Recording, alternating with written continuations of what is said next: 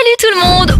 Aujourd'hui, nous allons parler de nouvelles tendances du bien-être. Si le yoga, la course à pied ou le fitness restent des activités de choix, chacun recherche le petit plus qui permet de rester en forme et de se différencier des autres. Voici un petit tour d'horizon des innovations sérieuses ou loufoques à tester. Oubliez la méditation, l'heure est à l'expérience sensorielle.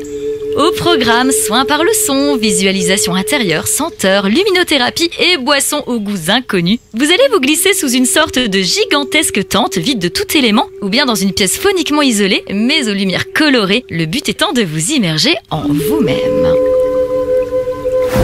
Transpirer sans effort. Je suis pas venue ici pour souffrir, ok? Après avoir revêtu une tenue en coton, vous allez vous glisser dans une épaisse couverture chauffée aux infrarouges à 70 degrés face à un écran de télévision.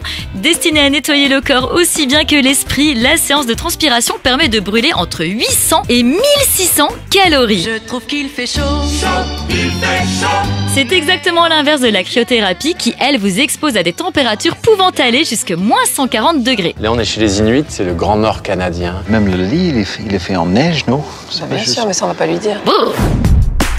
Enfin, le concept de la cave de sel, lui, est encore très récent. En sous-sol, sur une chaise longue et sur fond de musique douce, relaxez-vous dans un espace composé de cristaux de sel rose venus de l'Himalaya, vieux de 200 millions d'années, et respirez un air aux vertus thérapeutiques. Voilà pour quelques-unes des tendances bien-être du moment. Maintenant, c'est à vous de faire votre choix. Coucou tout le monde! Aujourd'hui, je vais partager avec vous mon expérience. En effet, depuis déjà plusieurs mois, on entend parler de la fameuse boisson menthe, citron, concombre et gingembre qui ferait dégonfler notre ventre et affinerait notre silhouette. Mais est-ce que ça fonctionne vraiment?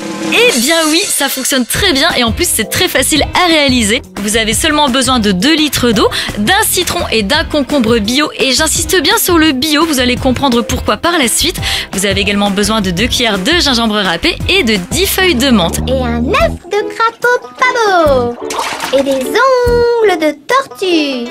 Comment préparer cette limonade? C'est encore plus facile. Vous allez mettre 10 feuilles de menthe à bouillir dans une tasse d'eau. Vous faites reposer 5 minutes. Ensuite, vous allez couper le citron et le concombre en morceaux avec la peau, d'où le côté important du bio.